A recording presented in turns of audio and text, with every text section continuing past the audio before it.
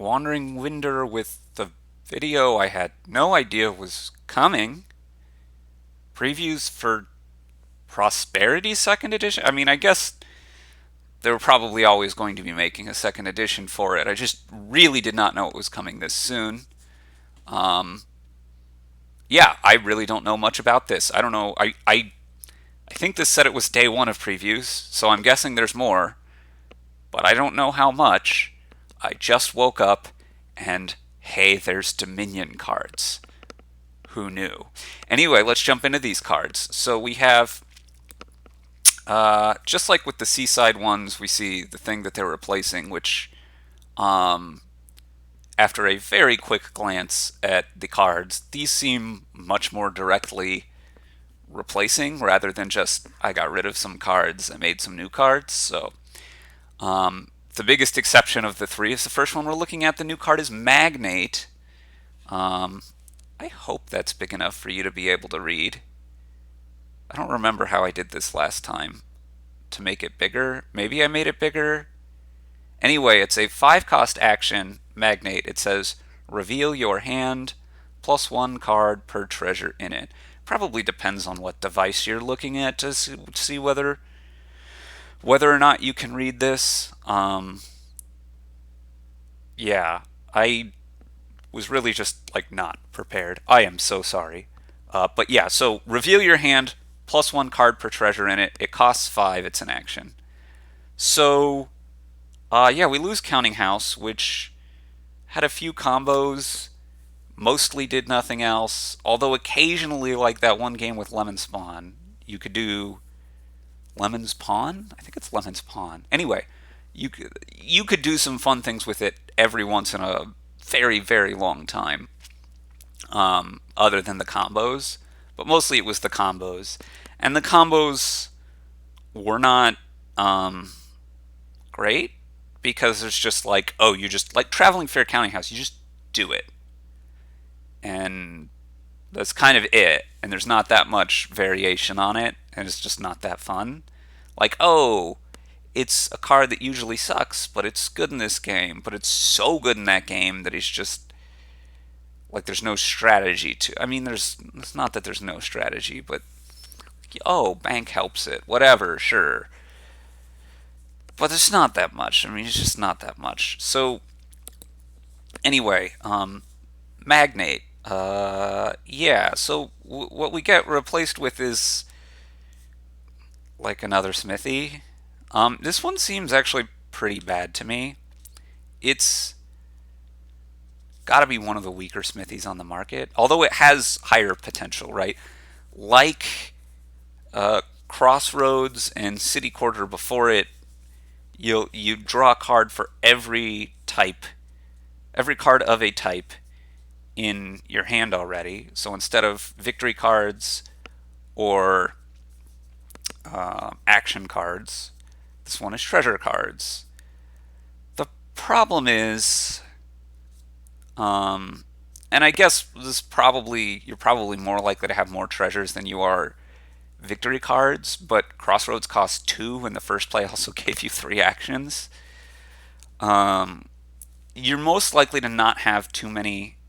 Like, if I want to build a deck where this is a significant portion of the draw, it's going to be difficult because your deck, if I'm trying to draw my deck, I need actions. I need plus actions, so I'm going to need some villages. Now, if they're drawing villages, I can play them first and get them out of my hand. So this just isn't, but most likely I have other actions and not just like a bunch of coppers. If I have a bunch of coppers and silvers and stuff, it's going to be, my deck's still going to be inconsistent probably. And I'm also going to need some way to get more plus buy. So, um, just like how many treasures am I going to have in my hand when I play the first one of these? And it's not like I'm always getting rid of all my treasures, so maybe I'll have 2. Maybe I'll have 3.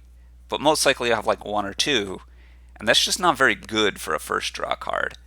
So I could supplement this with other draw cards, but at the well, and I guess here's the other thing, right? Like I'm going to need a bunch of magnates, in order to try to draw my deck.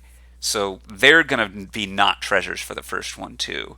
So the first one's going to draw pretty bad probably. So I'm going to need to supplement this with other draw. So I play a few villages and then some other smithies, and then I can play this, right? Well, maybe, but at that point, why am I not just getting more of the other smithies instead of this card? I don't know. I'm sure there are going to be spots for this, but it Horn of Plenty, Crown, your specialty treasures come to mind. They're going to help a bit. Supplies.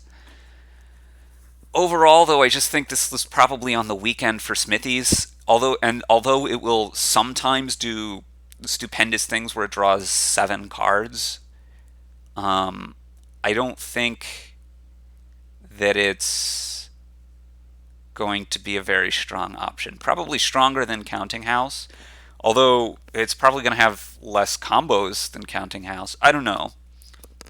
Maybe you get this and Astrolabe and Lost Arts that you can slap on this, and you just have a few of these and a whole bunch of treasures, and you draw your deck, and you have plus buy, and you have bank too, so you make a million. I don't know, Horn of Plenty. Horn of Plenty is probably the best case for this because your payload is treasures that are also gains that do a lot. But even then, it's just like I'm gonna want to supplement it with other draw. But this is a differently named card for that. Yeah, it's just hard for this to be my primary smithy, and by the time it's not my primary smithy, why am I getting it over other smithies? And maybe I will, but the value over other smithy, your value over replacement smithy, just it's hard to imagine it's going to be that high that often. Like I say, there will be spots for it, I'm sure, but it seems like a pretty weak card, although relevant more often than Counting House, which is a fine place to be. I like weak cards like that, and I like weak cards that aren't busted when they're actually good. So yeah, it's a design I'm sure I'll be happy with, but I don't think it's a design that's very strong. Let's move on. Mountebank is going away. Surprise, surprise. This is like an ambassador style replacement, right? Oh, it was really game warping and strong, and this one you like never got control of your deck in a lot of cases. Although there were times you did. I really liked Mountebank with Courier. I had like 4 or 5 games with Mountebank and Courier, and those I thought were interesting, and those are going away apparently. But oh well. We move on to Charlatan. Charlatan, action attack for 5 as well. Gives you +3 money, and each other player gains a curse. Can I zoom this in more? We'll try to get that for tomorrow. I do apologize. I think I can zoom this in more, but it's going to be hard in the middle of the video, and I don't want to re-record this halfway through because I want you to get my pretty much first impressions. So Charlatan is, yeah. Oh, I didn't read this all. Let's reread Charlatan from the beginning. 5-cost action attack Charlatan, +3 money. Each other player gains a curse. Horizontal line. In games using this, curse is also a treasure worth 1 money. So basically, curses turn into coppers. They're not named copper for things that care about being named copper, which now does not include Counting House, but does include like settlers. There may be something else that it includes. I can't recall. Anyway, so that's kind of interesting in its own right, although mostly it makes whatever other cursors worse as well as this. And I guess you're more likely to pick up a curse if there's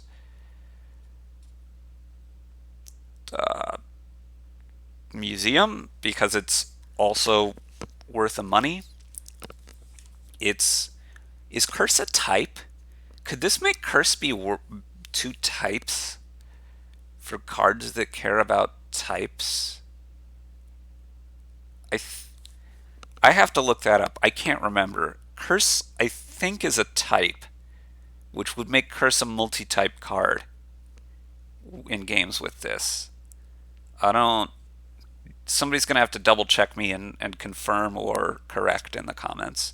Anyway, let's actually talk about this card. So 3 money is pretty good actually for a 5 cost. Like, it's not good enough that it's like, oh, I'm gonna build my deck around this. I've got a cheaper gold. But it also has the attack. So that actually is, I think this is still going to be quite strong. We can compare to Witch, I think is now a better comparison than the Mountebank. So compared to Witch, this is 3 money. Compared to Witch is 2 cards. I actually tend to think that 3 money is a little bit stronger than 2 cards. Although there's certainly lots of cases where the reverse is true. Lots and lots of cases, lots of deck states. I mean, it really just depends on the nature of your deck. If you're trying to get deck control, 2 cards is often better than 3 money.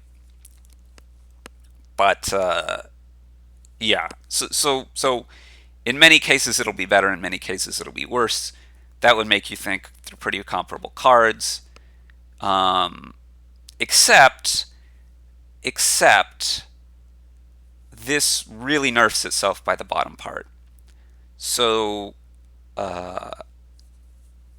yeah, I mean, instead of them gaining a curse, it's a lot more like they're gaining a copper. There's still the minus points, but like you're adding to their payload if they're drawing. If they're not drawing, then you're not hurting their money density nearly as much. So the attack is just much, much weaker on this. Although it's not nothing. It's still a non-trivial attack.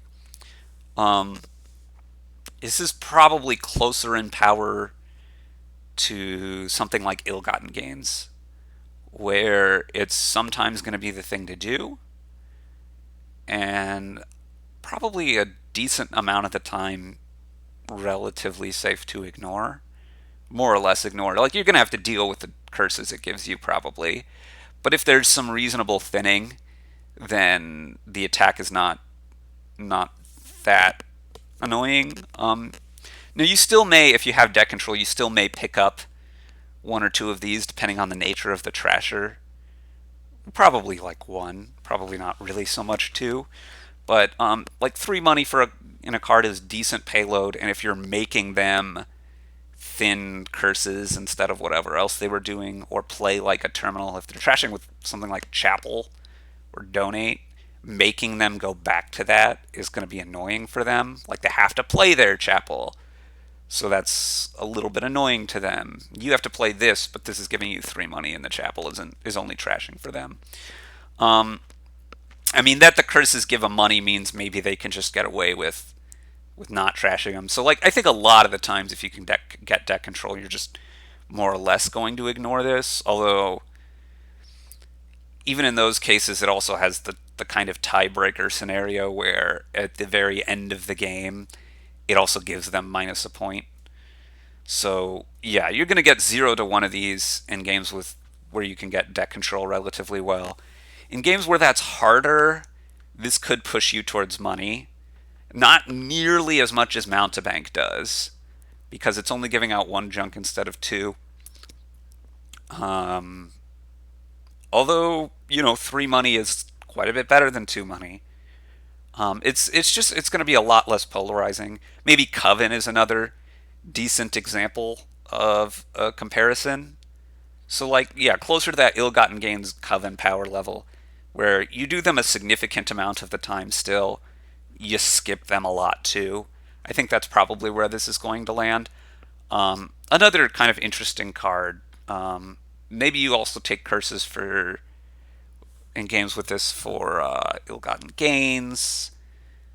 You're more likely to take one for any of the number of reasons where you want to have, Fairgrounds, Menagerie, whatever, where you're looking to have different, probably not so much Menagerie, differently named cards in your deck.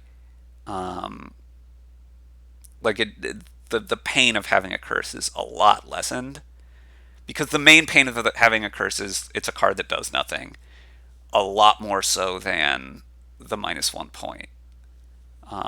So that like the it really weakens the damage that curses do, which also means that if you have another cursing attack, if you have Witch or Sea Witch or something in a game with this, if you had like, it's going to be worth going for a much less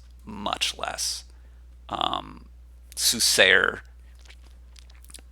Any of the other cursors, you're very rarely going to be picking up in a game where Charlatan is around.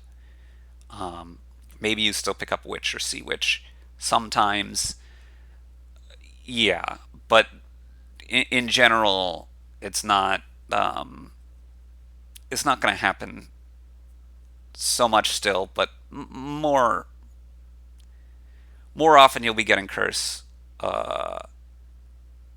and yeah, I mean, if this is in the game, it's probably better than most of the other cursors, because although this neuters itself, it neuters them too.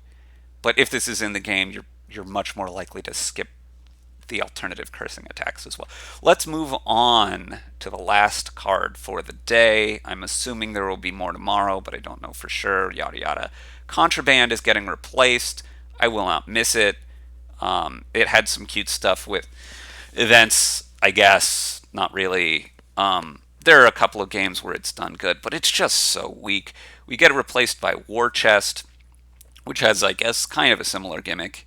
War Chest, 5-cost treasure, and it says the player to your left names a card, gain a card costing up to 5 that hasn't been named for War Chests this turn.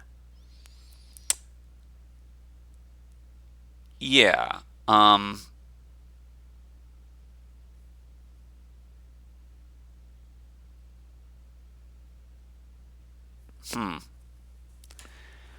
How bad is the naming going to be here?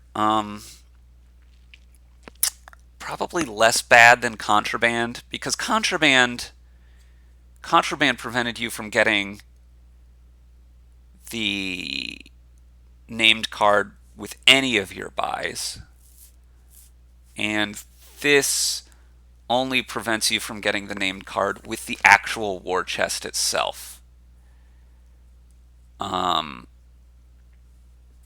So you again, you still like don't want to stack up on these things, probably. But it's gonna be a lot stronger. I mean, you still want games where there's multiple 5s that you want, and there's still the issue of, do you really want to? I mean, it's the age-old workshop issue. Do you really want to get the workshop, or do you want to get the cards that you want to gain faster? I mean,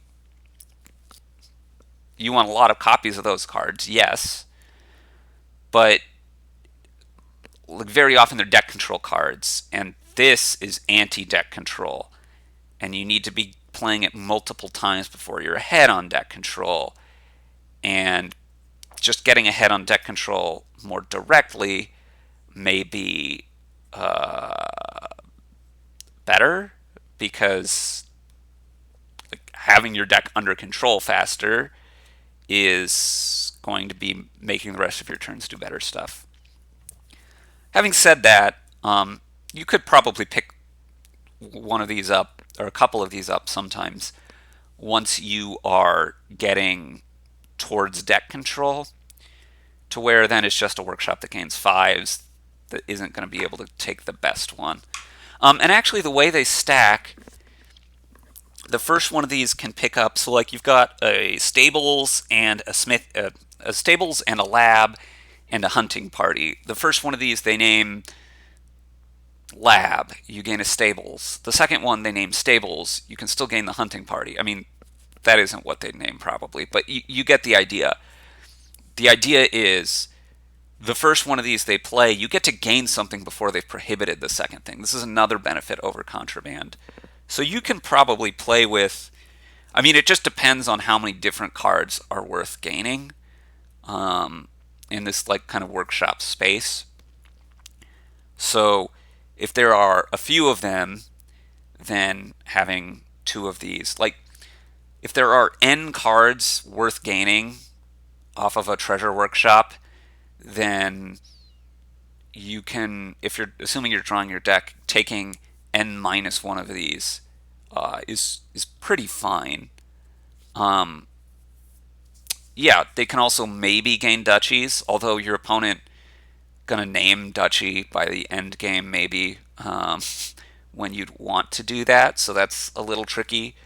With Duchy Duke, um, you gain one duchy off this, I guess, but after that, they're gonna know what's up. They're gonna name duchy, but you can gain a duke, I guess, and then try to buy your duchies. You don't want too many of these. You don't want too many of these in Duchy Duke, but it probably has a little bit of a role. Um, and unlike most Duchy Dukes, it is a reason to gain dukes because you literally can't gain a duchy off of it earlier, which maybe adds a bit of a wrinkle. So it's probably not super strong. Like, I doubt this is, oh, it's a Duchy Duke, and probably not really. But there's probably some small synergy there. It can, like normal workshops, gain cheaper cards. It doesn't have to cost exactly 5. It costs up to 5. So if there's, like, if you just need a workshop that's not terminal, there you go. It doesn't do gain and play as well as other workshops, but it isn't terminal like the actual card workshop. It's probably weaker than most of the workshops that I actually want to play, like weaker than Ironworks. I'm going to say weaker than Carpenter, probably. Weaker than Groom, almost certainly weaker than Inventor. It probably is like the next power level after that. Probably stronger than Cobbler. I mean, I guess it depends on what you call a workshop. Like Alter is a workshop and Artisan is a workshop. And honestly, I might like this better than Artisan. Maybe not. There's some pluses and minuses, although only costing 5 is, I don't know. Yeah, this has got to be much stronger than Contraband and probably worth getting in a decent number of games because there are multiple 5s you want a bunch. Although this takes one of those slots, well, I mean, not of costing 5, but of being in the kingdom. So it does not seem stupendously powerful to me, um, but like a much more interesting version of this naming feature than Contraband or Embargo or any of the other cards, where, yeah, you do get to stop them from. If there's like one card they're trying to gain with it, this is not going to solve your problem, and some smart naming can do some work, but it gives the player with the war chest a lot more agency to work around it. Because it can still buy that card. So if there's multiple cards, like if there's a village and a smithy and you need both of them, you're going to buy one and war chest the other. So whichever card they name, you're going to buy the other. So in some cases like that, it's not going to do so much, except that you really probably don't want to stack a lot of these very often. Um, yeah, I mean, I guess the other comparison is that card from whatever that expansion was from a couple months ago. That card. You know the one I'm talking about. It's like the third card in a split pile. Sunken Treasure, I think. Where it gains you an action that you don't have a copy of in play. And that also costs 5. This is probably stronger than that, I would guess. Because the limitation is probably less of a limitation. It also costs 5. You don't have to do work to uncover it. Um, it can gain non-actions, which, like I say, is going to be relevant near the end where you might want to gain a duchy with it or something. Um, and that's, quite frankly, I mean, that's going to be relevant in a decent number of endgames where I need to, I'm going to want to look at gaining duchies, but I'm also going to want to keep adding a little bit more draw so that my deck doesn't totally dot out as I'm greening. So, like, what? Are they going to deny me the draw card? Or are they going to deny me the duchy? It doesn't matter. Whichever one they deny me, I can pick up the other. And then I can buy whichever one, right? I can use my buys. So, yeah, I mean, I think this card is pretty strong. It's just, you're going to be limited in the number of copies you want to get. And then sometimes, like, there aren't enough different good fives for it to be worth it. You don't want to get it too early, yada, yada, yada. Like other workshops, it also does work with cost reduction. So you get 3 highways in play, and they got to name province or let you get a province. So there's that too. Yeah, this card seems interesting and reasonably strong, but not super strong. This card seems interesting and much weaker than Mountebank, but still worth getting a decent chunk of the time, probably. This card seems probably more interesting than Counting House, but fairly weak and a bit niche. I think you will usually not get this because 5-cost Smithies, not usually that great to start with, and this is on the weaker. In fact, this is probably the weakest of them. I'm gonna say, like, compared to Rabble or something, one of those that Rabble or Journeyman, those kinds of cards that are currently the weakest. I'm gonna say this is probably weaker than those usually, but it will have its spots where it's super strong, kind of like Counting House does, but it will be less good in those cases and more good in the other cases. So yeah, overall, I'm pretty happy with the designs for today, I think. Let me know what you think in the comments section. I will try to get these bigger for tomorrow. I do apologize if you haven't been able to read them. Actually, you know what?